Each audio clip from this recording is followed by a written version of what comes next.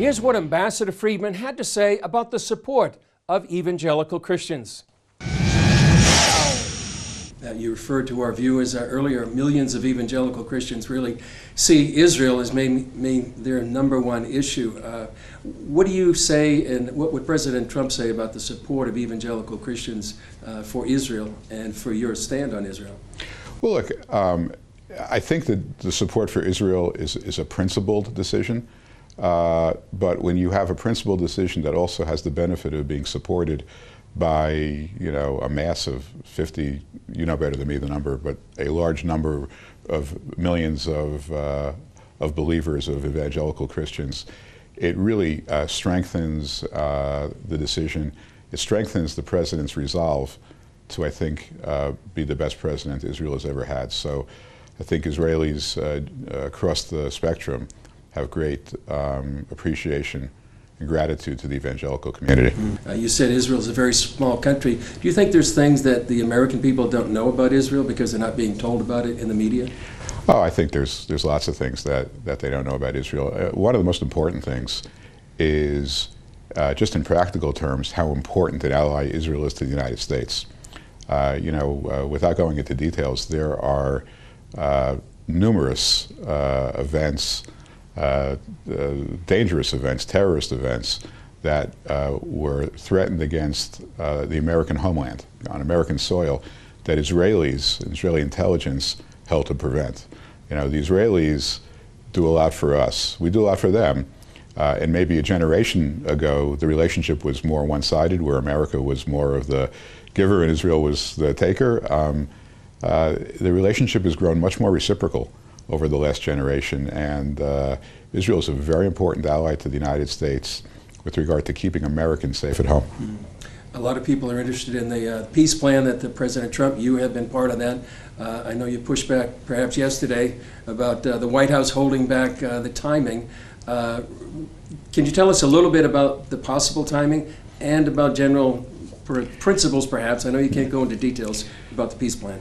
Well, look, in terms of the timing, they say timing is everything in life. And we really need to get to a point where we feel that we have something which will get the best possible reception from across the spectrum of all the players, obviously the Israelis and the Palestinians, and the regional players as well. And we're working on it, and we're having ongoing conversations. And so I think we just need to kind of hit it at the right time and with the right message, and we'll get there, but we're not there just yet. Are the new regional alliances that seem to be emerging between Saudi Arabia, the Gulf states, Jordan, Egypt, and Israel, is that part of the calculation?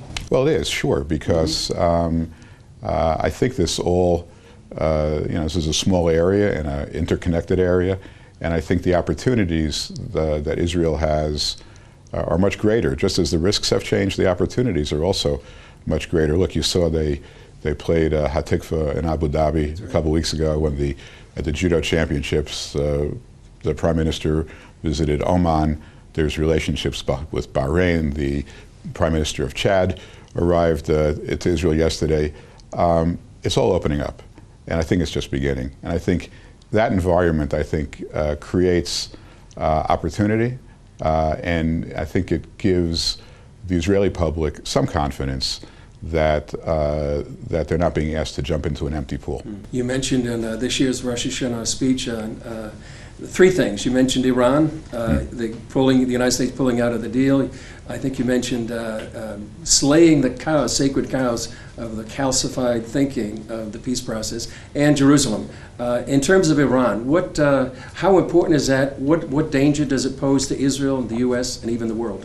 Well, I think Iran is the danger. I mean, there are others as well. I don't want to leave out others. North Korea is certainly dangerous. Russia is certainly dangerous.